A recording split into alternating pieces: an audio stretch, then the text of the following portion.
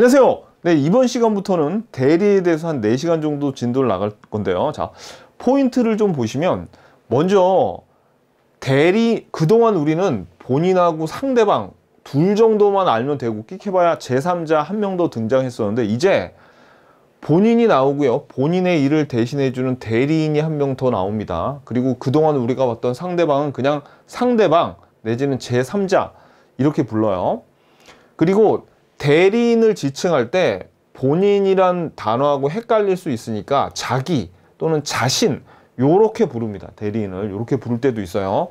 자, 그 다음에 대리인의 소멸 사유는 본인이 사망해서 사성파가 되었다. 요거 이따 외울 거고요.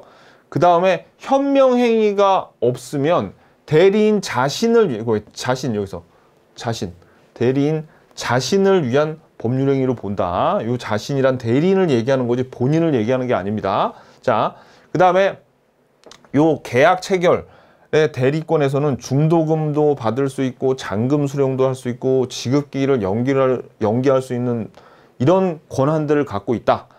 그 다음에 의사표시하자는 대리인을 기준으로 표준으로 하고요. 그 다음에 본인은 대리인이 제한능력자임을 이유로 취소하지 못해요. 자, 하나도 모르겠죠. 진짜 여러분 지금 하나도 모를 거예요. 이따가 하지만 포인트는 다 뒤에 봐야지 제맛인 거죠. 자, 우리 목차를 한번 보겠습니다. 우리가 그동안 진도를 1장부터 8장까지 8장이 의사표시였죠. 그래서 의사표시가 있어야 의사표시가 법률 행위를 구성하고 법률 행위가 있어야지 권리변동의 효력이 발생한다는 내용을 1장부터 8장까지 쭉 배웠습니다. 자, 그런데 이제 오늘부터는 법률 행위의 대리를 배울 건데 요 대리가 총 6절에 걸쳐 있습니다. 그래서 오늘은 1절부터 4절까지를 배울 건데 시험은 여기서 훨씬 더 많이 나와요. 그래서 오늘은 대리에 대한 개념 그런 것들을 좀 봐야 됩니다. 아셨죠? 자, 그래서 먼저 아까 말씀드렸지만 보세요. 이 본인과 대리인이 있고 대리인은 자기 또는 자신이라고 이렇게 지칭을 할 수도 있다 그랬죠. 그래서 이 본인의 건물을 A가 C한테 요거를 팔고 싶어요. 근데 자기가 너무 바쁘고 시간도 없고 요 부동산 매매에 대한 지식이 좀 전문적이지가 않았기 때문에 B한테 대리권을 수여를 해가지고 이 말은 B한테 부탁을 해가지고 야, 너 나 대신 C한테 이 건물 좀 팔아줄래? 라고 하는 매매계약이라는 법률 행위를 B한테 대신 해달라고 하는 거죠. 그럼 B는 누구를 위해서 일을 하냐면 본인을 위해서 일을 하죠. B가 본인을 위해서 이 법률 행위를 대신하는 거 아닙니까? 본인을 위해서 대리인이 하는 법률 행위를 대리행위라 그래요. 그럼 이 대리행위는 누가? B가 본인을 위해서 누구하고 하는 겁니까? C한테 하는 거죠. 그러니까 결국 대리행위가 본인의 법률 행위랑 내용은 같겠죠. 그죠? 자, 그래서 이 B가 살래? 해가지고 상대방이 살게 라고 하잖아요. 그러면 아까 이 B가 한 대리행위가 즉 본인이 하고 싶은 법률 행위를 대리한 거죠. 이 대리 행위가 누구를 위해서 한 거예요? 본인을 위해서 했죠. 그러니까 거기에 대한 효과, 거기에 대한 법률 효과는 누구한테 가겠어? 본인한테 미치는 겁니다. 그래가지고 예를 들어 만약에 얘네들이 거래했는데 이게 만약에 뭐 좀 잘못됐어. 그랬을 때 해제나 취소를 하는 것도 법률 효과가 누구에게 가니까?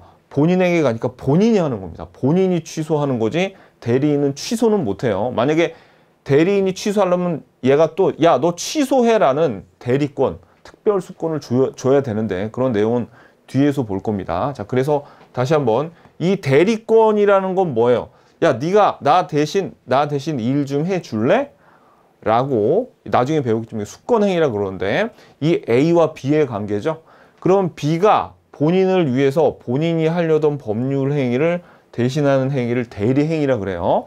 그래서 이 대리행위는 누가 누구? B와 C와의 관계죠. 대리인과 상대방. 그 다음에 이 C가 A하고 이제 그러니까 B의 대리 행위에 C가 이렇게 응답을 했어. 그래서 승낙을 하면 이제 그 대리 효과는 누구에게 가는 거야? 본인에게 가는 거죠. 이걸 우리가 이따가 보겠지만 대리의 삼명 관계라 그럽니다. 그러니까 서로 간의 관계가 이렇게 있는 거예요. 자, 미리 설명을 드렸고, 그런데 아까 말씀드렸지만 제일 우리 그 대리에서 나오는 제일 중요한 사람이 바로 본인, 대리인, 상대방, 제3자라 불리는 이 셋이 주인공입니다. 그런데 가끔가다 이 상대방이 또 다른 사람한테 뭐 팔 수 있겠죠. 그럼 이쪽을 우리가 이전에 의사표시까지 배울 때는 어떻게 배웠습니까? 표의자, 상대방. 그래서 이 상대방한테 산 사람이 제3자로 불렸잖아요. 근데 대리에서는 요 본인 대리인 다음에 얘를 상대방이라고도 하고 제3자라고도 해요. 그래서 이 하나 더 넘어가는 얘는 승계인, 전득자라고 아주 가끔 등장합니다. 그러니까 요 사람 이름을 좀 잘 알아놔야 돼. 그 다음에 우리가 이제 4장까지는 요 얘기를 배우고 5장부터 등장하는 사람이 또 대리인이 선임한 복대리가 나올 거고요. 이건 5장에서 배울 거고, 그 다음에 대리권이 없으면서 대리인인 척하는 애를 우리가 무권 대리인이라고 하는데, 무권 대리는 6절에서 배우게 될 겁니다. 이제 이런 용어들을 우리가 배우게 될 거예요. 근데 여러분들이 대리를 한다는 게 그냥 단순히 심부름을 하는 게 아닙니다. 우리가 그냥 심부름을 하는 사람은 사자라고 불러요. 단순한 심부름을 하는 사람은 사자라고 불러가지고, 이 대리인은 뭘 할 수 있냐면 의사 결정을 할 수 있고, 사자, 심부름꾼은 의사 결정을 못해요. 예를 들어서 이 본인이 대리인한테 야, 나 바쁘니까 이 건물 좀 팔아줘 라고 했을 때 이 대리인은 어떤 것까지 할 수 있냐면, 가령 C라는 사람한테 요걸 팔 때 야, 너 이거 뭐 10억 줄래? 12억 줄래? 뭐 이런 식으로 가격도 결정할 수 있고요. 잔금은 언제 치를 거야? 뭐 2달 뒤에? 알았어. 이런 식으로 이 계약에 대한 중요한 내용의 의사 결정을 할 수 있는 사람들이 대리인이에요. 근데 사자는 뭐냐면, 사자는 본인이 요걸 팔면서 이미 C라는 사람하고 거의 계약이 다 끝나가지고 사자한테 야, 얘한테 10억 받아갖고 와 라는 이런 심부름하는 사람이죠. 그런 사람이 그냥 사자고, 대리인은 뭘 하는 사람이다? 계약을 맺고 그리고 계약을 수행할 때 의사결정을 할 수 있는 사람들이 대리인이야. 그러니까 일반적인 심부름꾼이라고 생각하면 안 되겠죠. 그래서 봐봐요. 이 대리인은 의사결정을 할 수 있죠. 그러니까 어떤 능력이 필요하겠습니까? 의사 능력을 요하는 거야. 의사 능력을 요해. 그런데 뭐는 요하지 않아? 행위 능력은 요하지 않아요. 의사결정을 해야 되니까 의사 능력을 요하는데 행위 능력을 요하지 않기 때문에 제한 능력자도 대리인이 될 수 있습니다. 왜 그러면 제한 능력자도 이렇게 대리인이 될까요? 우리가 앞에서 이미 답을 좀 봤는데 보세요. 이 대리인이 제한 능력자라서 대리행위를 했죠. 그랬는데 효과는 누구한테 다 가는 거야? 이 계약에 대한 손해와 이익은 본인이 다 책임을 지기 때문에 B는 어떻게? B는 책임을 안 져요. 그러니까 제한 능력자도 대리를 할 수 있게 한 거죠. 그러면 이제 여러분들이 이제 이런 생각할 수 있겠죠. 아니 선생님, 얘가 만약에 뭐 제한 능력자도 아니고 일반인인데 얘가 C하고 뭐 같이 한 편이 되거나 개판 치면 어떡하죠? 뭐 그런 걱정은 안 하셔도 됩니다. 왜냐면 우리가 좀 이따 배우겠지만 대리권의 남용을 하면 안 된다고 배워요. 그런 조항까지 다 있습니다. 그러니까 그런 걱정은 안 하셔도 되고, 우리 그런 걱정은 집어치우고 공부나 열심히 하자고요. 자, 그럼 우리 기본서 131페이지 한번 보겠습니다. 자, 대리제도의 의의. 여기 보면 보세요. 여기서 중요한 건 뭐냐면, 대리는 타인이, 여기서 타인은 대리예요. 타인이 본인의 이름으로 법률 행위를 하거나 의사표시를 수령함으로써 그 법률 효과가 직접, 자 이거 봐, 법률 효과가 누구한테 미치네? 직접 본인한테 미치는 거죠. 그 얘기를 하는 겁니다. 자, 그래서 여기 봐봐요. 대리는 의사결정을 할 수 있고 심부름꾼인 사자는 의사결정을 하지 못하니까 대리랑 틀리다. 그죠? 그래서 사자는 의사 능력을 요하지 않는다. 반면에 의사결정권이 있는, 자, 요 밑줄. 사자가 의사 능력을 요하지 않는다는 건 중요하지 않고, 이제 사자는 다시는 안 나와요. 여기 한번 나오고, 자, 요 밑줄. 의사결정권이 있는 대리인은 행위 능력은 요하지 않지만 의사 능력은 요하는 겁니다. 그러니까 뭐도 제한 능력자도 대리인이 될 수 있다고요. 의사 능력만 있으면 되는 거야. 그죠? 자, 그리고 쌍괄호 3번에 대리가 인정되는 범위, 그냥 한번 읽어보세요. 여기는 뭐 당연한 거야. 이 대리는 재산법상의 얘기, 재산을 대리하는 건데도 신분상의 법률행위, 나 대신 결혼해줘. 뭐 이런 건 안 되겠죠. 그거 당연히 안 되는 겁니다. 참고로 원래 준 법률행위에는 대리가 인정이 안 되지만 의사의 통지와 간념의 통지에서는 대리가 유추 적용될 수 있다는 거 그냥 한번 보고 가세요. 별 중요하지 않아. 자, 여기까지. 지금 대리의 기본적인 내용을 우리가 배우고 있어요. 여기까지 쫙 봤지만 중요한 거는 요거 한 줄이야. 대리인은 의사 능력을 요하지 행위 능력을 요하지 않는다. 요게 가장 중요합니다. 이 페이지는. 그리고 이 아래 표에 보시면 법정 대리와 임의 대리를 구분을 해놨는데, 자, 우리가 법정 대리는 익숙하죠. 왜냐하면 제한 능력자에서 그야말로 법에서 정해준 대리잖아요. 어떤 걸 정해줍니까? 그렇죠. 야, 너 부모님이면 미성년자의 대리인이야. 네가 미성년자의 법정 대리인이야 라고 말 그대로 법에서 네가 대리하라고 정해주죠. 근데 뭐까지 정해주냐면 그 범위까지 다 법의 규정에 나와 있습니다. 그래서 법정 대리인데, 우리가 지금부터 배울 대리는 대부분 다 임의 대리를 얘기하는 겁니다. 그래서 이 임의 대리는 법에서 정하는 게 아니라 그냥 일반 두 사람끼리 또는 법인과 자연인 또는 자연인과 자연인끼리 둘이 필요에 의해서 야, 너 나 대신 일 좀 할래? 라고 하는 거예요. 너 나 대신 일 좀 할래? 너 나의 대리인이 돼서 나 대신 일 좀 할래? 라고 하는 게 수권행위라는 건데, 수권행위를 통해서 본인의 일을 대신해 주는 거죠. 대표적인 남 대신 뭐 해주는 사람 누구예요? 변호사. 변호사가 남 대신 소송해 주는 거죠. 그래서 본인을 변호하는 게 변호사인 대리인입니다. 대리인인 변호사예요. 그리고 이런 경우, 그러니까 이런 관계 말고 또 이런 관계도 있어요. 고용, 사장과 영업사원. 사장이 영업사원을 고용한 것은 너 나 대신 영업 뛰어 라는 그런 수권행위도 포함이 되어 있다고 봅니다. 이따가 나올 거예요. 이따가. 자, 일반적으로 그렇다고. 일반적으로. 자, 그리고 이제 복인권은 나중에 뒤에서 볼 거고요. 그리고 여기도 수권행위에 보통 너 나 대신 일 좀 해줄래 할 때 이런 일을 해줘라고 범위가 정해져 있어요. 일반적으로. 그래서 야, 너 나 대신 저 건물 좀 사다 줘 라고 했을 때 대신 너 이 건물을 네 마음대로 팔 수는 없어. 요걸 나 대신 사다 주는 것까지만 너의 역할이야 라고 그 범위가 정해져 있습니다. 근데 법정 대리는 아니죠. 법률 규정이 다 정해져 있다고요. 그리고 봐봐요. 아까 수권행위가 대리권을 수여한다는 건데, 나중에 뒤에서 나오겠지만 이게 이제 무권 대리인데요. 무권 대리의 종류가 3가지인데 법정 대리에 요거는 해당 사항이 없어요. 어떤 거? 대리권 수요의 표시에 대한 표현 대리가 아직 뭔진 모르겠지만 법정 대리는 수권행위가 없잖아. 대리권 수요를 안 하잖아. 그죠? 그러니까 이런 거는 해당 사항이 없다라는 게 이제 뒤에 배울 내용입니다. 오케이. 자, 그 다음에 132페이지 볼게요.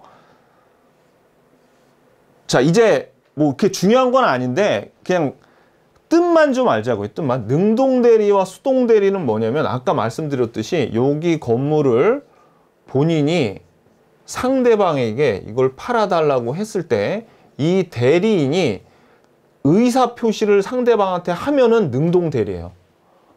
근데 이 의사표시를 받은 상대방이 야, 이거 본인한테 좀 전해줄래? 라고 했을 때 이 상대방으로부터 의사표시를 받는 거는 수동대리입니다. 자, 참고로 그냥 알아두시고요. 그 다음에 유권대리, 무권대리에서 유권대리는 별로 안 중요하고, 이 유권대리는 그냥 대리권이 있으니까 유권대리겠죠. 근데 우리에게 중요한 건 요 대리권도 없으면서 설치는 무권대리예요. 그래서 요 정당한 대리권이 없는 자를 무권대리라고 한다. 그래서 요 무권 대리는 협의의 무권 대리와 표현 대리 두 개로 나뉘는데 이건 나중에 뒤에 자세히 6장에서 우리가 볼 겁니다. 시험에도 잘 나오는데 지금까지는 몰라도 됩니다. 자, 그래서 대리의 삼면 관계 아까 말씀드렸는데, 자, 대리의 삼면 관계가 1 대리권, 2 대리행위, 3 대리효과 이딴 거 외우지 마세요. 아무 적에도 쓸모없어. 그냥 뜻만 알면 돼. 뜻만. 본인하고 본인이 아까 수권행위를 통해서 대리권을 수여했죠. 그러면 이 대리권은 본인과 대리인 간의 관계겠네.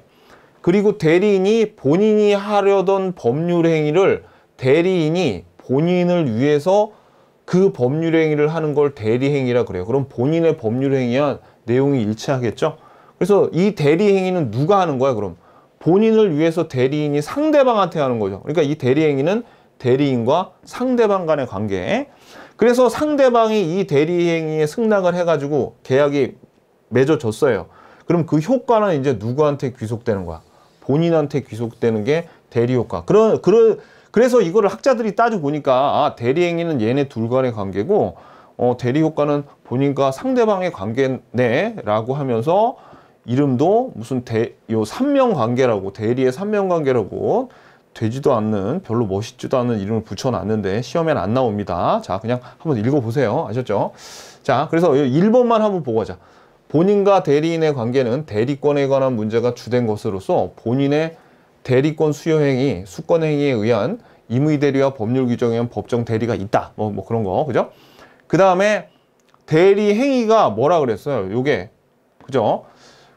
대리인이 본인을 위해서 상대방과의 사이에서 법률 행위를 하는 게 바로 이 대리 행위예요. 그러니까 본인이 하려는 법률 행위가 대리 행위겠죠. 요거. 자, 그다음에 뭐 대리 효과는 직접 본인에게 귀속이 됩니다. 그러니까 대리인에게는 어떻게 해요? 그러니까 책임을 묻는 게 아니라고. 만약에 제가 잘못이 없으면 다 누구한테? 그렇죠. 본인에게 귀속이 돼. 그러니까 제한 능력자도 뭘 할 수 있어요? 책임을 안 물으니까 제한 능력자도 대리인이 될 수 있었죠. 자, 그 다음에 자, 이제 제 2절 대리권입니다. 대리권. 자, 그러면 대리권이죠. 그러니까 지금 이 2절부터는 어떤 순으로 배우겠어요? 대리권, 대리행위, 대리효과 뭐 이런 식으로 삼면관계에 대해서 배우겠죠. 그죠? 지금부터 이제 그런 순으로 우리가 나갈 겁니다. 자, 133페이지 대리권. 자, 대리권의 의의와 성질은 요거만 보자고요. 여기서 얘기하는 대리권은 권리가 아니라 지위 또는 자격을 말하는 권한입니다. 권한. 그리고 자, 요거만 보시면 돼요. 그 다음에 대리권의 발생 원인은 보세요, 여러분들. 법정 대리권과 임의 대리권 두 개 있는데 법정 대리는 왜 법정 대리권이 나오겠어요? 법에서 정해 주니까. 그러니까 법정 대리가 발생하겠죠. 끝. 자, 근데 임의 대리권은 이거는 본인이 대리인한테 너 내 대리인 해라고 대리권을 수여, 즉 수권 행위를 했기 때문에 대리권이 생기는 거예요. 그게 임의 대리입니다. 자, 그러면 임의 대리는 임의 대리에서 이 수권 행위는 사실 원인된 법률 관계라는 게 있어요. 원인된 법률 관계가 있기 때문에 이 수권 행위를 하는 건데 그 내용을 지금부터 한번 보겠습니다. 자, 예를 들어 이런 거예요. 이 A가 소송을 하려고 그래. 그래서 B라는 변호사한테 이렇게 물어보는 거죠. 야, 변호사, 나 대신 소송해 줄래? 라고 물어봤죠. 그러니까 이 변호사가 알았어. 너 대신 소송해 줄게 라고 승낙했죠. 그죠? 그러면 이 A가 그래 알았어. 그러면 내가 너한테 대리권을 줄게 라고 하는 거예요. 그래서 우리가 이렇게 나눠보면 사실 요 파란색으로 쓴 대신 소송해 줄래? 알았어, 소송해 줄게. 요게 사실 일종의 위임 계약입니다. 계약이야, 계약. 이런 거를 기초적 내부 관계라 그래요. 먼저 네가 나 대신 소송해 줄래? 이 다음에 그 다음에 비로소 A가 누구한테? B한테 대리권 줄게라고 위임장을 써 주거든요. 여기엔 위임 계약서를 쓰고. 그러면 여기서 요거를 뭐라 그러냐면 수권행위라 그런 거야. 근데 이 경우에는 위임 계약에서는 해줄래? 해줄게 해서 청약과 승낙이 만나니까 얘네들은 계약이죠. 근데 대리권을 수여해 주는 거는 상대방 있는 단독행위입니다. 상대방, 이거 앞에 한번 나왔었어요. 상대방 있는 단독행위야. 요거. 그래서 보세요, 여러분들. 왜 이 얘기를 하냐면, 자, 이런 원인된 법률 관계가 되는, 수권행위의 원인된 법률 관계가 되는 계약하고 얘네하고 많은 경우에 동시에 진행이 되던가 아니면 같이 가요. 그래서 이거랑 똑같은 걸로 아는 사람이 굉장히 많단 말이에요. 하지만 그게 아닙니다. 왜 이런 얘기가 생기냐면 처음에 변호사하고 만날 때 이 계약서 쓸 때 있죠. 계약서에 이 수권행위가 다 포함이 되어 있어. 그러니까 위임 계약만 하면 저절로 수권행위가 이루어지는 줄 아는데 그거는 아니라는 거죠. 원래는 이렇게 떨어져 있습니다. 고용관계도 마찬가지예요. 고용관계도 아까 한번 말씀드렸지만 이 사장이 영업사원을 고용할 때 야, 내 영업사원이 되라라고 해서 고용계약을 맺을 때 이미 거기에 뭐가 네가 나 대신 영업을 뛰어야 돼라는 수권행위가 다 포함이 되어 있어요. 그래서 일반적으로 같지만 일반적으로는 동시에 진행이 되지만 같은 게 아니라는 얘기입니다. 그래서 이제 우리가 어떤 얘기가 나올 거냐면 자, 이제 원인된 법률 관계가 종료가 되죠.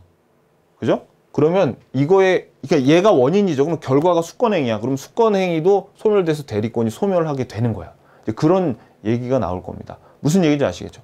오케이. 그리고 또 뭐가 있냐면 지금 요 수권행위는 상대방 있는 단독행위라서 본인이 하는 거죠. 본인이 대리인한테 하는 거죠. 그러니까 만약에 이 수권행위에 하자가 있으면 대리인을 기준으로 따져야겠어요? 아니면 의사표시를 하는 본인 기준으로 따져야겠어요? 본인 기준으로 따진단 말이에요. 그래서 예를 들어서 이런 겁니다. 자, 이 수권행위를 할 때 수권행위의 하자의 기준은 본인이 기준인데 왜냐면 이게 상대방 있는 단독행위니까. 그래서 이 수권행위 있죠? 요 수권행위가 상대방 있는 단독행위니까 이것도 법률행위죠. 근데 여러분들 아시겠지만 법률행위에서는 제한능력자가 한 법률행위는 취소할 수 있잖아. 그래가지고 만약에 이 본인이 제한능력자인데 B한테 수권행위를 했잖아요. 그러면 얘는 제한능력자를 이유로 수권행위를 취소가 가능합니다. 그러니까 만약에 이 본인이 제한능력자인데 요걸 누구 대리인을 만들려면 어떻게 하겠어? 그렇지. 얘 일반적으로 법정 대리인이 네가 제한능력자 대신 뭘 해줘라 이렇게 해야지. 만약에 제한능력자의 수권행위에 의해서 대리인이 된 자는 얘가 요 수권행위를 취소할 가능성도 있다는 얘기예요. 요거 그렇게까지 중요하지 않습니다. 이걸 제가 왜 하냐면 나중에 가잖아요. 나중에 가면은 이 본인은 대리인이 제한능력자임을 이유로 취소하지 못한다는 게 나오는데 그거하고 이거하고 굉장히 헷갈리거든요. 근데 그게 훨씬 중요해. 그러니까 그냥 이거는 만약에 이해되면 괜찮고 헷갈리면 그냥 잊어먹어도 돼요. 근데 요거는 중요해. 요거는 상대방 있는 단독행위니까 의사표시를 한 본인 기준으로 하자를 따진다. 근데 요거는 나중에 이제 조금 이따 정말 중요한 걸 배우는데 그거하고 헷갈릴까봐 말씀을 드리는데 헷갈리면 이거는 잊어먹어도 됩니다. 요거는 자, 그래서 이제 교재 한번 들어가 볼까요? 실컷 가르쳐줘 놓고 잊어먹어도 된다는 건 무슨 심보예요, 선생님? 다 여러분들을 위해서 하는 겁니다. 아셨죠? 그 나중에 헷갈릴까봐 미리 말씀을 드린 거예요. 자, 여기 보면 임의 대리권은 본인이 대리인에게 대리권을 수여하는 행위죠. 그럼 여기 밑에다가 요게 상대방 있는 단독행위라고 적어요. 아, 여기 있네. 상대방 있는 단독행위. 자, 그런데 왜 이걸 적었냐면 여기다가 CF. 여기다 뭐냐면 자, 우리가 대리권 수여의 표시 요거는 자, 대리권 수여하고 대리권 수여의 표시하고는 완전히 다른 겁니다. 요거는 준법률 행위의 관념의 통지라고 옆에다가 적어놔. 이거 헷갈리면 안 돼요. 왜? 근데 선생님 이거 어디서 본 것 같은데요? 하신 분들은 공부 정말 열심히 하신 분들인데 이제 한번 보자고. 이거 우리가 앞에서 이미 봤어요. 제가 이거 다른 거라고도 한번 말씀을 드렸었는데 자, 우리 앞에서 배운 내용 중에 90페이지 보면 여기 법률 행위가 있고 단독 행위가 있고 준법률 행위에서 중요한 거 요게 중요하다 그랬죠. 그래서 여기 보면 의사의 통지, 관념의 통지 있지 않습니까? 그죠? 근데 여기에서 우리가 방금 본 대리권의 수여는 상대방이 있는 단독 행위니까 여기에 있겠네. 그죠? 그리고 대리권 수여의 표시는 관념의 통지라 그러니까 여기 있겠죠. 이게 99페이지 보시면 여러분들이 이 표에 여기 있잖아요. 수권행위. 표 보세요. 기본서 90페이지 여기 나온단 말이야. 요거. 그리고 여기 보면 관념의 통지에 통지 있고, 그죠? 그 표 위에 보면 관념의 통지라고 해가지고 관념의 통지라 그래서 여기에 대리권 수여의 표시라고 친절하게 요 B에 적혀 있습니다. 요거 찾아봐요. 있어. 요거 다 있어요. 자, 지금 복습까지 친절하게 해드리고 있습니다. 그러니까 여기 적었죠. 오케이. 자, 그래서 수권행위는 상대방 있는 단독행위고, 그 다음에 요거 하나 체크해서 불요식행위야. 원래 수권행위에서 위임장을 써주는 게 일반적이지만 그냥 말로 너 내 대리인 해라. 그래도 상관없습니다. 그러니까 그 형식이 없어요. 그리고 여기에 밑줄 요거 수권행위 하자는 본인을 기준으로 한다. 이게 왜 중요하냐면 나중에 우리가 뒤에 이 대리행위로 인한 법률행위의 하자를 결정할 때는 대부분 다 대리인 기준으로 하거든요. 그거하고 이 수권행위의 하자는 다릅니다. 이거 왜 대리인 본인을 기준으로 결정해? 여기 봐봐. 상대방이 있는 단독행위하고 이렇게 화살표에. 이렇게 의사표시를 하는 본인을 기준으로 한다고요. 자, 그리고 요거 대리인은 아까 말씀드렸지만 대리인은 제한 능력자라도 무방하지만 수권행위에서 본인은 행위 능력자이어야 하므로 본인이 제한 능력자라면 제한 능력을 이유로 수권행위를 취소할 수 있다. 자, 이거 옆에다가 헷갈리면 버려. 이렇게 적어놔. 왜냐면 이거 나중에 배울 거하고 상당히 좀 헷갈리고 요게 나오면 헷갈릴까봐 적어놨는데 여기서 헷갈리면 버려 이렇게 적어놔요. 왜냐면 뒤에 나오는 게 훨씬 중요하거든요. 이게 아까 말씀드렸던 이거예요. 요거 말씀드렸죠 제가? 요 수권행위가 이게 뭐 이거예요. 그러니까 지금 요거래서 요 수권행위 요거 본인이 제한 능력자면 수권행위를 취소할 수 있어요. 왜? 제한 능력자가 한 법률행위는 취소할 수 있죠. 그죠? 요거. 근데 헷갈리면 버려라. 괜찮습니다. 괜찮아. 중요한 건 이거예요. 동그라미 3번. 요건 알아야 되는데 요건 헷갈리면 버리고 나중에 뒤에서 진짜 중요한 거 나오거든요. 그래서 그거를 위해서 그게 너무 중요하니까 그거랑 이거랑 헷갈리지 마 하고 적은 거예요. 제 의도는. 오케이. 자, 그 다음에 여기 봐봐. 이제 수권행위는 고용, 위임, 도급 등의 원인된 법률관계와는 구별되는 개념인데 도급은 이거 뭐 하청 주는 거예요. 요거. 자, 그래서 그러니까 원인된 법률관계와 수권행위가 일반적으로는 같이 동시에 거의 진행이 되기 때문에 얘네들 같은 거라고 착각하기 쉽지만 그게 아니라는 얘기입니다. 그래서 원인된 법률관계가 있더라도 대리권의 수권행위가 없으면 대리권이 성립하지 않는다. 이 얘기는 무슨 얘기냐면 이겁니다. 아까 요 사장이 직원을 고용할 때 영업사원으로 고용을 했어요. 그 말은 얘를 고용하면서 이런 원인된 법률관계인 고용계약과 그 다음에 너 나 대신 영업 뛰어라는 영업에 대한 수권행위가 다 준 거죠.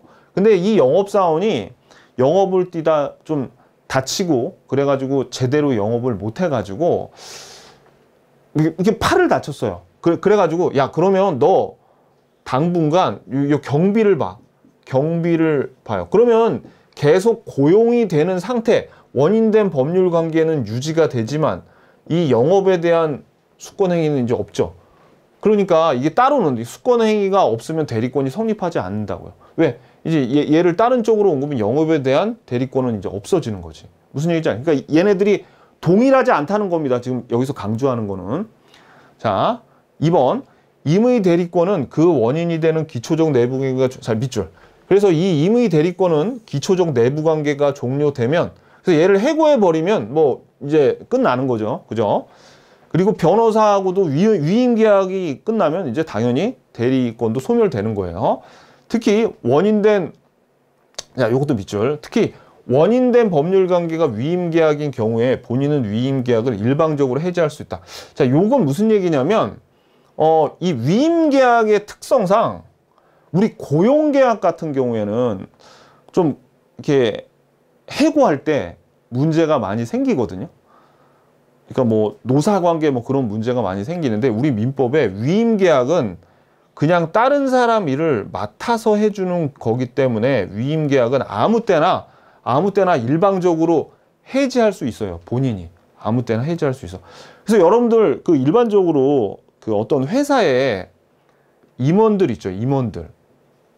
임원들이 있고 뭐 가령 부장, 과장 같은 이런 직원들이 있잖아요. 누가 더 행복해요? 둘 중에. 여러분들이 보기에 임원이 더 높으니까 임원이 더 행복하지 않을까 하지만 그건 아닙니다. 왜냐면 이 직원들은 이 기업이 있으면 얘네들은 고용관계예요. 고용관계. 그래서 함부로 자를 수가 없어. 근데 이 임원들은 위임관계거든요. 그래가지고 임원이 되면 다들 언제 잘릴까 굉장히 불안해합니다. 요거. 그래서 위임계약을 일방적으로 그냥 해지해도 괜찮아요. 위임계약. 고용계약은 그러면 큰일 나는데. 자, 참고로 요건 알아두세요. 자, 근데 우리 시험에 요게 나왔습니다. 요거. 자, 그 다음에. 자, 그럼 이제 여러분들이 여기서 배운 건 뭐예요? 아, 수권행위가 있는데 원인된 법률관계가 구별이 되고 원인된 법률관계가 종료가 되면 원인된 법률관계를 기초적 내부관계라고도 해요. 그래서 대리권이 소멸하는구나. 거기까지 아시면 되고요. 자, 그 다음에 134페이지 대리권의 범위는 법정 대리권의 범위가 있죠. 법정 대리권이 보면 법에서 정해줘. 정해주니까 뭐 공부할 게 없단 말이에요. 근데 임의 대리권의 범위는 자 보자고요. 자, 임의 대리권의 범위는 일반적으로 보세요.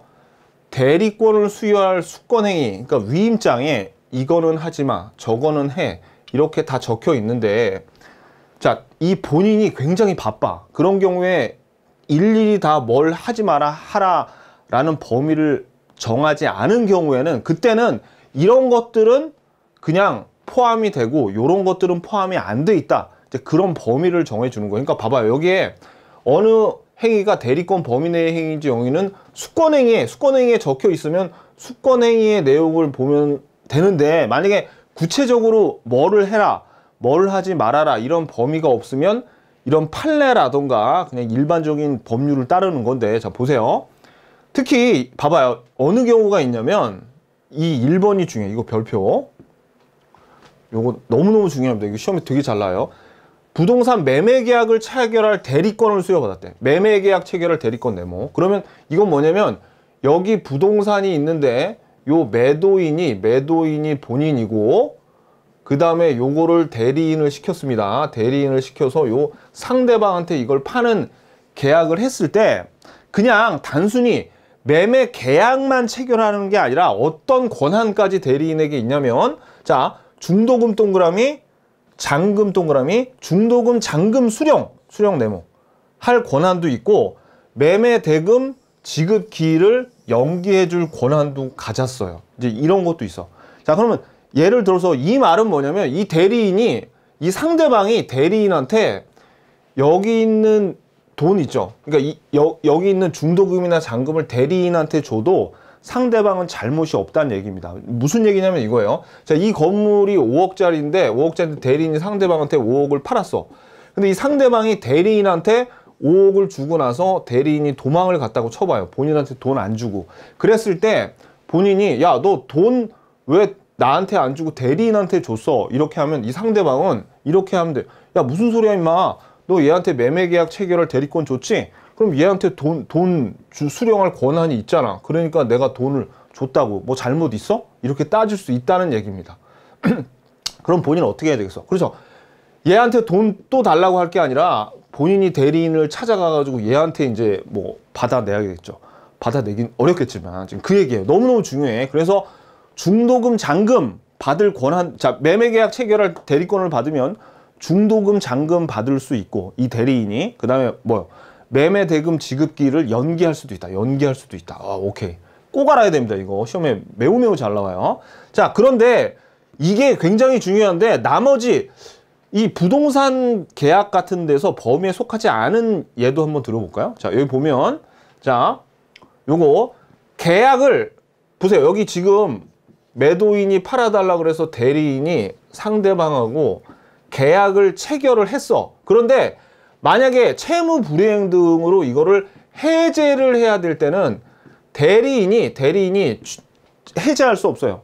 여기 해제라고 나왔지만 취소도 할 수 없어. 만약에 해제나 취소 같은 걸 하고 싶으면 특별수권이라 그래서 요거를 위한 해제를 위한 또는 취소를 위한 애초에 있던 거 말고 다른 대리권을 하나 더 줘야 돼. 그걸 우리가 뭐라고 그러냐면 특별수권이라 그래요. 해제를 위한 특별수권이 필요합니다. 요거. 그러니까 해제할 권한은 없다는 거죠. 매매 계약 체결을 할 대리권을 줬을 때 중도금 받고 잔금 받고 매매 대급 지급 연기해 줄 수는 있는데 해제할 수는 없어, 자기가. 그거. 자, 그 다음에 대여금을 영수 권한만을 위임받은 대리인이 그 대여금 채무의 일부를 면제하는 거 이런 것도 못해. 이런 것도 하려면 자기가 특별 수권이 필요하고 또 다른 이거에 대한 대리권이 필요하다는 거예요. 부동산을 매수할 권한을 부여받은 대리인이 당연히 그 부동산을 처분이니까 요 부동산을 사오라 그랬는데 이거를 사놓고 여기다 뭐 저당권 설정하고 다른 사람이 팔거나 그걸 처분한 권한은 없다는 겁니다. 오케이, 됐어요. 자, 요거 그러니까 없는 건 별로 중요하지 않아. 그냥 이런 건 안 되는구나. 뭐를 더 기억을 잘하라고 이걸 적어놨겠어요. 너무너무 중요한 이거 더 기억하라고 제가 요건 적어놓은 겁니다. 요건 참고 위에는 반드시 기억. 자, 그 다음에 자 대리권의 범위가 정말로 너무나 불분명한 경우는 자 여기 45페이지 여기 보면은 우리 옆에다 적어놔요. 부재자 신고에서 재산관리인 나오죠? 그때 다 배웠어 이거. 관리인. 그래서 우리 그러니까 뭐까지 할 수 있냐면 보존행위 할 수 있고요. 그 다음에 요 성질을 변화시키지 않는 범위에서 이용 개량행위 할 수 있습니다. 요거 기억하세요. 요 해소는 제가 다 해드렸죠. 이때 요 부재자 신고할 때 요거 그러니까 넘어갈게요. 그러니까 근데 요거 기억해야 돼. 이 표를 보면 되게 반가워해야죠. 왜? 45페이지에 나온 거 똑같이 여기다 복사해서 붙여놓게 했으니까 똑같습니다. 자, 135페이지 대리권의 제한. 여기 보시면 자기계약 금지와 쌍방 대리 금지가 첫 번째 나오죠. 자, 요거는 뭐냐면 이겁니다. 여기 부동산이 있어서 본인이 대리인에게 야, 요거 좀 팔아줘 라고 했더니 대리인이 아, 그래? 그럼 이거 내가 살게. 이게 자기 계약이에요. 대리인이 본인하고 그냥 계약하는 거. 그 다음에 또 이런 경우도 있습니다. 여기 A가 본인이 돼서 대리인한테 이 건물 좀 팔아줘 라고 대리권을 수여했는데 자 사는 사람이 이 건물 좀 내가 살게 라고 이쪽에도 대리권을 얘한테 수여했어. 그러면 얘는 매도인과 매수인을 쌍방으로 대리하는 거죠. 그러면 어떻게 돼? 이런 거는 안 된다고. 왜냐면 이 본인들에게 이 대리인이 장난을 쳐가지고 본인이 손해를 볼 수 있기 때문에 이런 경우에 그래서 이런 자기계약 금지와 쌍방 대리를 금지했는데 요거는 임의 규정입니다. 그래가지고 본인이 만약에 허락이 있으면 할 수 있어요. 그냥 본인이 야, 이 대리인이 내가 살게라고 했을 때 본인이 대리인한테 그래? 본인이 허락하면 그냥 할 수 있다고요. 쌍방 대리건 자기계약 금지건. 자, 그래서 한번 볼게요. 대리인은 본인의 허락이 없으면 본인을 위하여 자기와 법률행위를 하거나 이게 자기 계약이죠. 동일한 법률행위에 관하여 당사자의 쌍방을 대리하지 못해요. 하지만 임의 규정이기 때문에 대리권을 수여할 때 뭐 자기계약 금지와 쌍방 대리 자기계약과 쌍방 대리를 금하지 않는다. 그러면 할 수 있어. 요게. 자, 그래서 본인이 허락하면 할 수 있고요. 그 다음에 여기 뒤에 밑줄 채무의 이행은 할 수 있어. 그러니까 돈 갚는 거는 이전에 빌렸던 돈 갚는 거는 이런 본인들이 뭐 손해 볼 일이 없죠. 그러니까 채무의 이행할 수 있고요. 요거는 참고로 법무사가 이 쌍방을 등기를 대행해 주는 거는 괜찮아요. 등기해 주는 거는 그냥 뭐 재산의 피해 같은 게 입을 일이 없으니까 등기만 서류적으로 해주면 되는 거니까요. 요거. 자, 요 채무의 이행을 할 수 있다는 거. 요건 알아두세요. 자, 그 다음에 임의대리와 법정대리 모두 적용됩니다. 그러니까 수권행위 관련된 거 말고는 일반적으로 다 임의대리, 법정대리 모두 적용이 돼요. 그 다음에 공동대리 볼게요. 공동대리. 자, 공동대리는 이겁니다. 예를 들어 요 건물이 있는데 갑이 요거를 대리인을 한 사람만 쓴 게 아니라 A, B, C 세 사람에게 야, 이 건물 좀 팔아 와봐 라고 한 거예요. 이랬을 때 이 A, B, C가 한 몸으로 한 팀이 돼가지고 가령 여기 있는 을한테 이 건물 좀 사주세요 라고 한 팀이 돼서 움직이면 그게 공동 대리고요.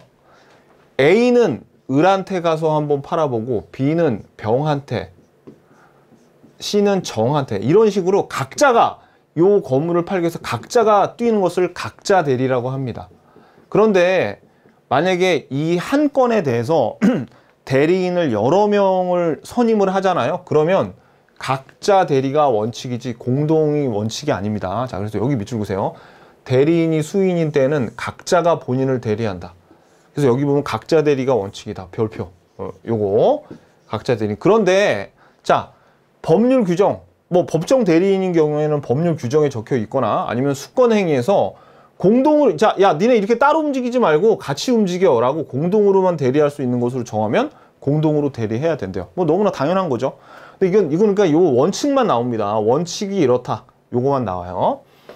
자, 그 다음에 이제 대리권의 남용인데 이 대리권의 남용은 뭐냐면 이겁니다. 예를 들어 여기 건물을 갑이 A한테 팔아달라고 했어요. 그래서 얘한테 대리권을 수여했는데 얘가 요 건물을 10억짜리를 3억에 을한테 헐값으로 팔았어. 그러면 얘 겉에서 보기엔 갑의 대리권을 수행한 거니까 별 문제가 없지만 실질적으로 안에 뜯어보면 얘 이익을 위해서 움직이는 게 아니라 제3자나 자신의 이익을 위해서 움직인 거죠. 이런 거를 대리권의 남용이라 그럽니다. 그러니까 대리권을 줬더니 개판 치는 게 대리권 남용인데 보세요. 대리권 범위에서 한 대리 행위지만 왜냐하면 얘 대신 팔아줬으니까 실질적으로 본인의 이익에 반해서 대리인 자신이나 제3자의 이익을 꾀할 목적으로 하는 이런 배신 행위를 대리권의 남용이라고 하는데 요거는 뭐 요건 같은 거는 중요하지 않아요. 요건은 그냥 뭐 뻔한 거야. 왜냐면 대리인 자신 또는 제3자의 이익을 위해서 대리 행위를 해야 돼. 본인이 아니라. 그런데 시험에는 이게 나옵니다. 밑줄. 대리권의 남용 이론은 임의 대리뿐만 아니라 법정 대리에도 적용된다. 근데 이거는 사실 수권 행위하고 관련이 없으면 대부분 다 법정 대리도 적용이 돼요. 지금 우리가 배우는 내용이. 근데 요게 시험에 특이하게 나왔어. 그러니까 요건 알아두세요. 자, 당연한 거기 때문에 뭐 기억할 필요도 없습니다. 요거는. 그래서 이제 우리 시험에는 안 나오는데 사실 요게 훨씬 더 중요해요. 그래서 요거는 나올 가능성이 대리권 남용에서는 이게 나올 가능성이 있거든요. 그래서 여기 뭐라고 나오냐면 대리권의 남용의 효과는 107조가 우리 비진이 표시잖아요. 요거를 유추 적용한다는 말은 곧 뭘 의미하냐면 대리권의 남용에 의해서 본인의 물건을 가령 상대방에게 헐값으로 팔았을 때 이게 유효가 되려면 상대방하고 얘하고 대리인하고 한 통속이면 안 돼. 즉 107조를 유추 적용한다는 말이 상대방이 선의 앤드 무과실일 경우만 유효라는 얘기입니다. 여기 쫙, 자, 이게 왜 근데 107조 유추 적용한다는 이런 표현을 쓰냐면, 보세요. 자, 비진이 의사표시 우리 복습 한번 해보면, 표의자 갑이 자기의 진의와 표시와 다른 비진이 의사표시를 을에게 했을 때, 상대방이 선의 앤드 무과실일 때 유효가 됐었고, 그 다음에 만약에 이 상대방이 악의일 때, 제3자는 그냥 선의이기만 하면 무과실을 요하지 않아도 그냥 유효가 됐었습니다. 자, 그런데 보세요. 만약에 107조를 적용한다는 것은 본인 대리인 상대방의 관계에서 이 상대방을 얘로 본다는 얘기예요. 요 제3자로 본다. 우리가 상대방을 제3자라고도 불렀었잖아요.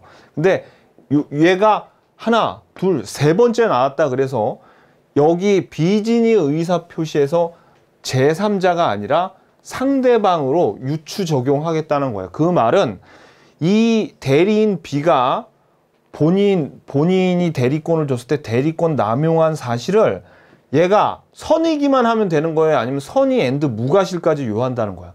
선의 앤드 무과실까지 요한다는 겁니다. 그래서 자, 한번 읽어볼게요.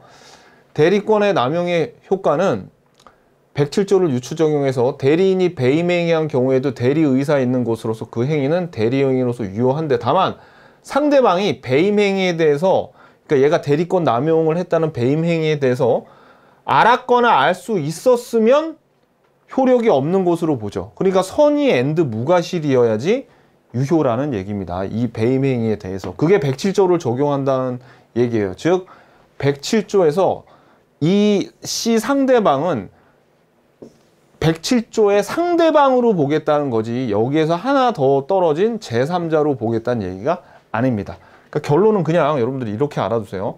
대리권의 남용이 있을 때 상대방이 이 배임 행위에 대해서 선의, 앤드, 무과실인 경우 요거 하나 딱 줄 그세요. 그 말이 107조를 유추 적용한다는 말과 같습니다. 오케이. 자, 그 다음에 자 136페이지에 대리권의 소멸, 시험에 상당히 잘 나오는데 이거 꼭 암기를 하셔야 되는데, 이게 여러분들 보시면 있잖아요. 크게 법정대리, 임의대리의 공통적인 대리권 소멸 사유하고 임의대리만의 사유가 있는데, 보세요 여러분들. 만약에 본인이나 대리인 둘 중에 하나라도 사망하면 얘는 본인이 사망하면 대리할 사람이 없는 거고, 대리인이 사망하면 당연히 대리권이 소멸하겠죠. 이 경우에 대리권이 소멸합니다. 그리고 또 요 대리인이 성년후경 개시가 되거나 파산하게 되면 본인에게 오히려 해를 입힐 수 있기 때문에, 재산적인 손해를 입힐 수 있기 때문에 이 경우에는 대리권이 소멸을 해요. 그래서 여러분들이 그 악명 높은 조직 5성파라고 있거든요. 자, 그러니까 얘네가 어떻게 구성이 됐냐면, 본인이 4명을 데리고, 대리인 4명을 데리고 5성파를 구성을 했었는데, 이 5명이니까 5성파라고 졌는데, 본인이 사망하면 1명 빠지니까 4성파겠죠. 그래서 여러분 이렇게 외우세요. 본인이 사망하니까 4성파, 본인이 사망하니까 4성파, 이렇게 외워요. 이렇게. 자, 본인이 사망하니까 4성파. 이거는 요 대리인하고 관련된 겁니다. 이렇게 외우면 돼요. 요게 법정대리, 임의대리 공통적인 대리권 소멸 사유. 자, 이유를 제가 더 잘 외우라고 말씀드렸지만, 본인이 사망해서 4성파가 됐네. 이렇게 외우시면 되고, 그 다음에 이번에는 임의대리권의 소멸 사유는, 보세요 여러분들. 여기에 수권행위를 철회하던가 원인된 법률 관계가 얘가 소멸이 돼버리, 해지 또는 소멸이 돼버리면 대리권이 소멸된다 그랬죠. 그러니까 이거예요. 임의대리권의 소멸사유는 수권행위를 철회하거나 원인된 법률 관계가 종료되면, 그러면 요거는 다 수권행위하고 관련이 되어 있는 거니까 임의대리인의 소멸 사유겠죠. 그러니까 뭐 이걸 따로 뭐 이렇게 억지로 외울 필요는 없단 말이에요. 그죠? 그러니까 요거를 외우는 게 중요합니다. 요거를. 그래서 여러분들이 여기 별표, 요거 다 별표를 치시는데, 자, 별표. 그래서 여러분들이 여기다 적어놔요. 본인 사망해서 원래 5성파였는데 4성파. 특히 여기서 중요한 건 얘입니다. 얘. 요거. 특히 이 성년후경 개시가 돼야지 대리권이 소멸한데, 시험에는 어떻게 나오면 자꾸 한정후견이 개시되거나 특정후견 개시 때 대리권이 소멸된다 이러면 틀립니다. 성년후견이 개시됐을 때 이때 대리권이 소멸한 거예요. 요거. 그리고 또 하나 중요한 거는, 여기에서 시험에 본인이 성년후경 개시라거나 본인이 파산한 경우에 대리권이 소멸한다. 그럼 맞아요, 틀려요? 틀려요. 본인이 상태가 안 좋으니까 대리인을 쓰는 건데, 본인의 상태가 안 좋다 그래서 성년후견 개시나 파산됐다 그래서 대리권이 소멸한다 그러면 말이 안 되는 거죠. 그거 여러분들 주의하셔야 됩니다. 요 함정을 잘 파요. 조심. 자, 그래서 우리가 요거 중요한 거는 이거야. 아무튼 중요한 거는 이거고, 본인 사망 해서 사성파. 그 다음에 요거는 뭐 그냥 아시겠죠? 원인된 법률관계의 종료와 수권행위의 철회. 이렇게. 자, 그 다음에 이제 대리행위를 보자고요. 대리행위는 누가 누구한테 하는 거야? 대리행위는 우리가 아까 봤죠? 본인, 대리인, 상대방에서 요 대리행위는 대리인이 상대방에게 하는 거죠. 자, 근데 대리인이 본인을 위해서 법률행위, 즉 대리행위를 할 때는 현명을 해야 돼. 현명이 뭐냐면 이름을 밝히는 거야. 누구 이름? 본인의 이름을 밝혀서 저 본인 A의 대리인 B입니다. 이렇게 밝히는 게 현명주의입니다. 현명. 그래서 대리인이 그 권한 내에서 본인을 위한 것임을 표시한 거, 그 의사표시는 직접 본인에 대해서 효력이 생긴대요. 그러니까 이 말이 뭐예요? 현명을 해야 된다고. 현명. 법조문에 본인을 위한 것을 표시해야지 누구에게 이거 저는 본인의 대리인입니다. 요거는 본인을 위해서 하는 겁니다 라고 얘기해야지 효과가 본인에게 미쳐요. 요거 현명행위를 해야 돼. 그래서 자 보세요. 그래서 여기 보면 본인을 위한 것임을 표시해야 돼. 저 누구의 대리인입니다. 이렇게 표시해야 돼. 그리고 현명행위는 자 위임장이 있지만 현명행위도 불효식 행위입니다. 아까 수권행위도 불효식 행위였죠.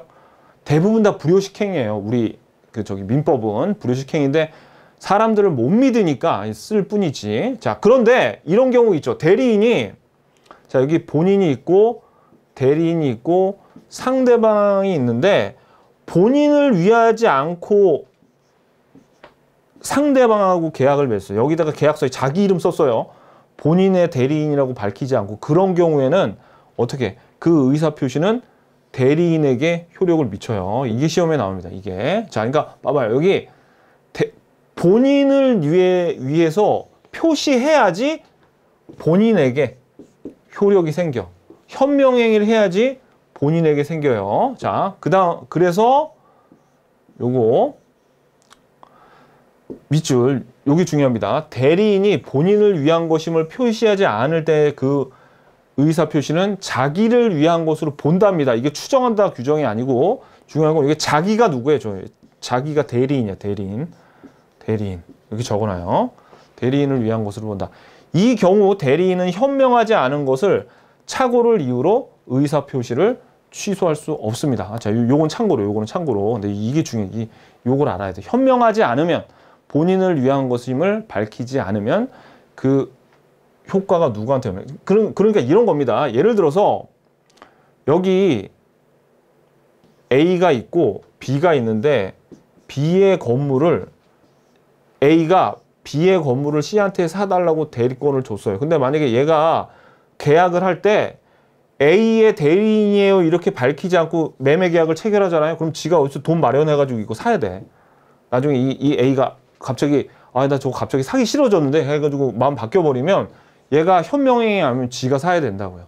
그런 얘기입니다. 오케이. 자, 이거 꼭 알고 계시고요. 그 다음에 이제 대리인의 하자를 보자고요. 대리인의 하자 137페이지. 여기서 1번에 대리행위의 하자를 따질 때는 대리인을 표준으로 결정을 한대요.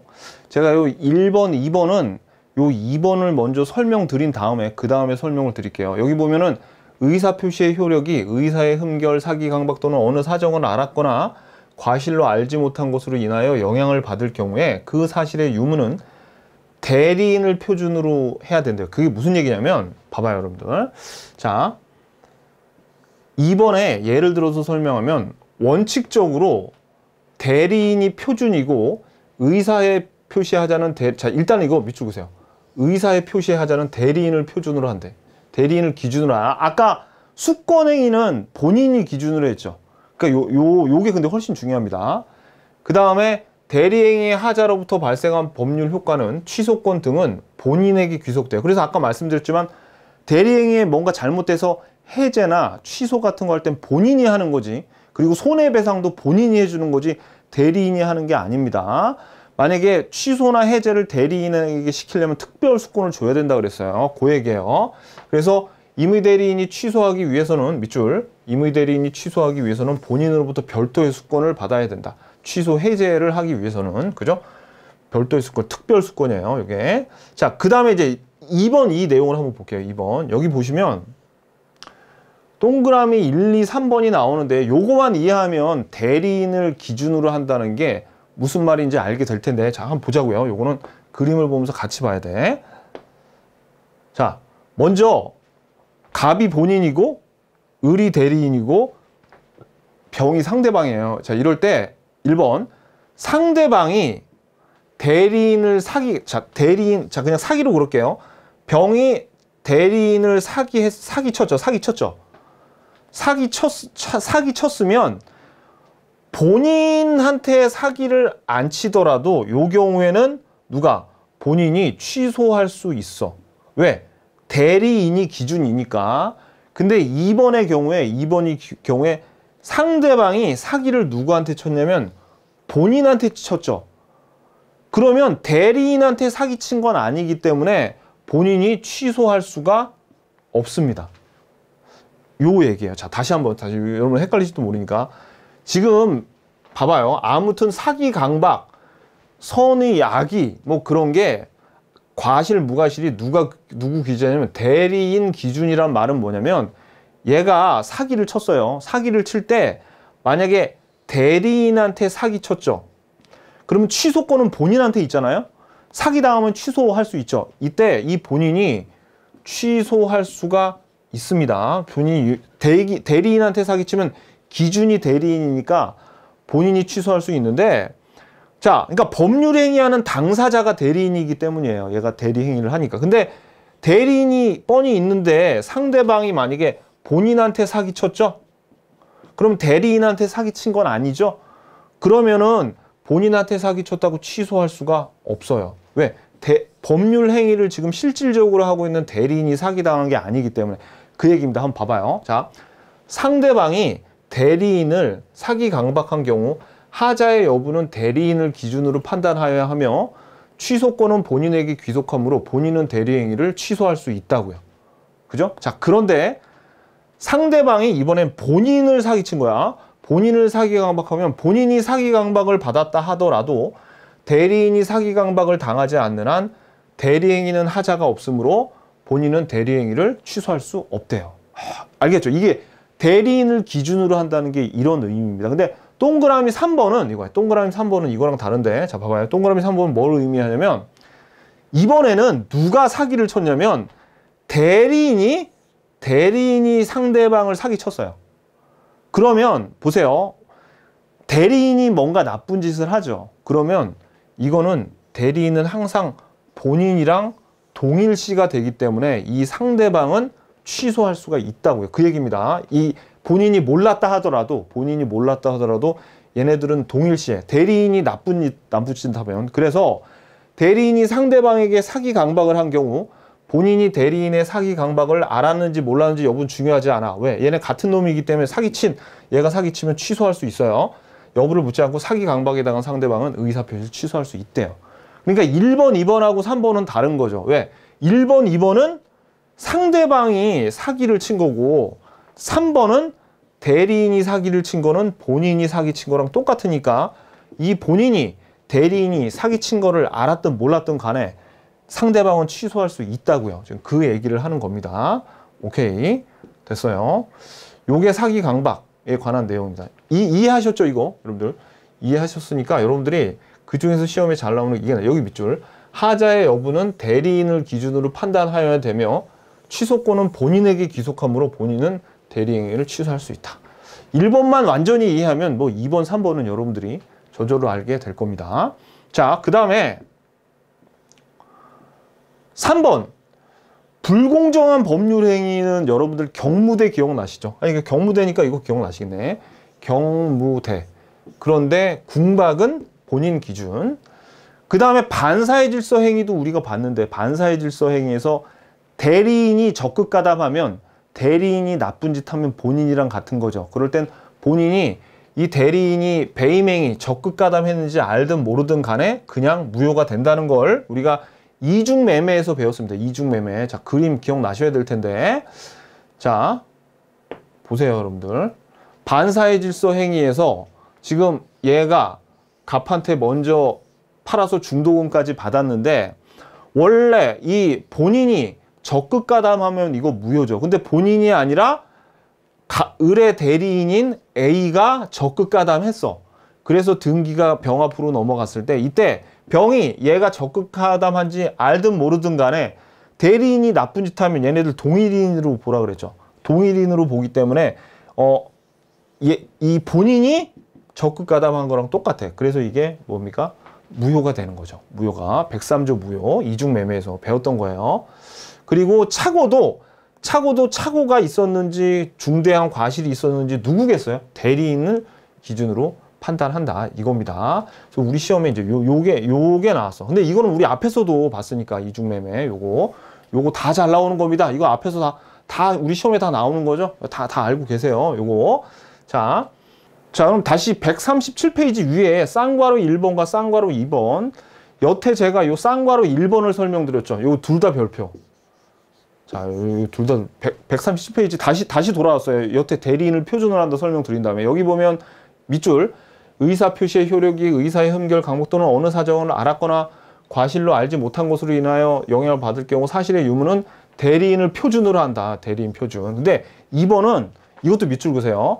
특정한 법률 행위를 위임한 경우 대리인이 본인의 여기서 중요한 건 지시 동그라미 본인의 지시에 조차 네모.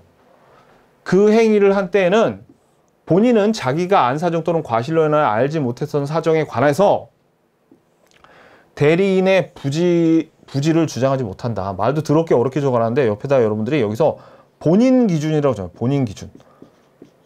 여기 위에는 대리인 기준인데 이런 경우에 한해서는 본인 기준이다. 자, 예를 들어서 한번 설명 드려볼게요. 자, 요게 1번이고 요게 2번인데 1번은 이런 뜻입니다. 만약 우리 비진의 의사표시에서 A가 어떤 비진의 의사표시를 했을 때 뭔가 뭐 부동산 줄게 이런 의사표시를 했을 때 B가 C의 대리인이에요. B가 C의 대리인인데 이 경우에 B가 C를 대리해서 이 의사표시를 받았죠. 그런데 이게 비진의 표시라고 본인은 알고 있었어. 또는 과실이 있었는데 대리인이 만약에 선의 앤드 무과실이잖아요. 이 경우에는 대리인을 표준으로 결정하니까 이 비진의 의사표시는 유효가 돼서 얘가 준 건물 그냥 받아오면 돼요. 자, 그런데 만약에 얘가 이런 비진의 의사표시를 했을 때 본인이 C가 지시를 내렸어. 누구한테? 대리인한테 그냥 야, 너 생각 같은 거 하지 말고 네가 의사결정하고 임마 무조건 받아 라고 지시를 내렸는데 B가 그 지시에 좇아서 그 행위를 할 때 보세요 여러분들. 본인이 자기가 안 사정, 악의 였거나 또는 과실로 인해서 알지 못한 사정, 그러니까 이게 과실이죠.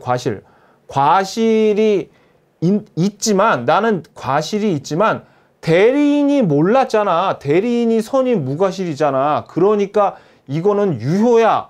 이렇게 그러니까 대리인이 몰랐잖아. 이걸 주장할 수 있다 없다? 없다는 얘기입니다. 그러니까 대리인의 선의 무과실이잖아. 이렇게 주장을 못하니까 이 경우에 C가 본인이 지시한 거를 대리인이 단순히 쫓아서 요 의사표시를 했다면 그 경우에는 대리인이 기준이 아니라 본인이 악의에다 과실이 있으면 이거는 무효가 된다는 얘기입니다. 이렇게 야 내가 악의 과실이지만 얘가 선의 앤드 무과실이잖아. 그러니까 이거 유효 아니야? 대리인의 부지를 그렇게 못한다고요. 주장하지 못한다고요. 1번 아니야 라고 주장했지만 아니 1번이 아니라 너는 지시했지? 얘가 거기에 좇아서 했지? 그럼 2번으로 가는 거야.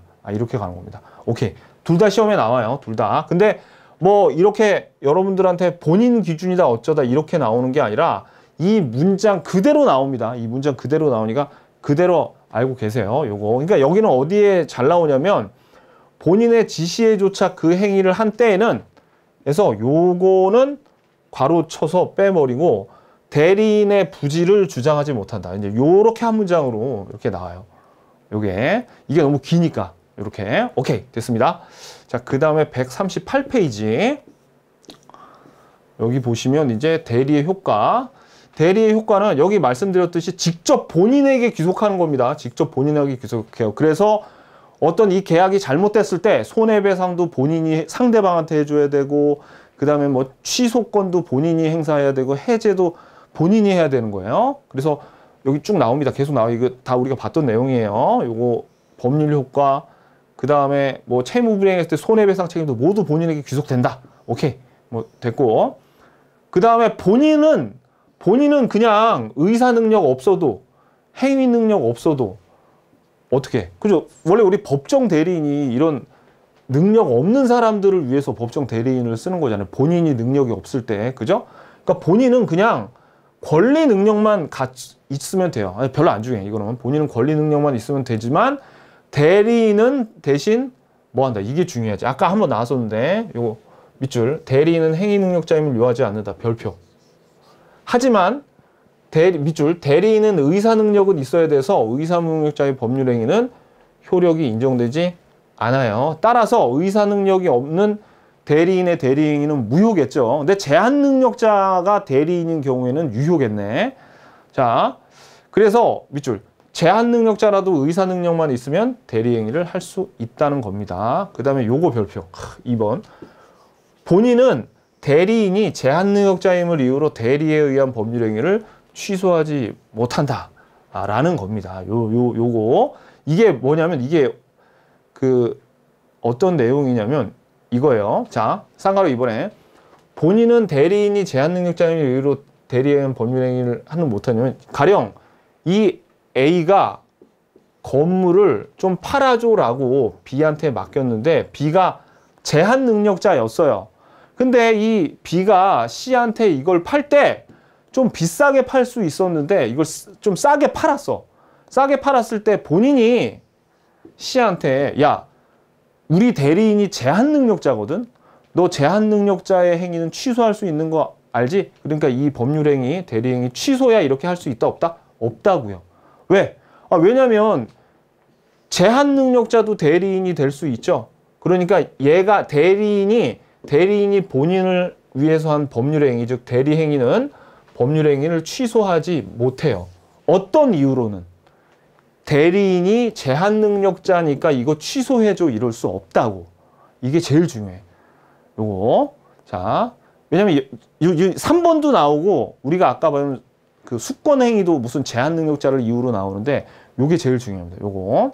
얘가 제한 능력자니까 법률행위 취소해줘 이거는 안 돼. 제한 능력자임을 이유로 못 하는데. 자, 근데 이번에는 거기 밑에 여기 봐봐요, 여러분들.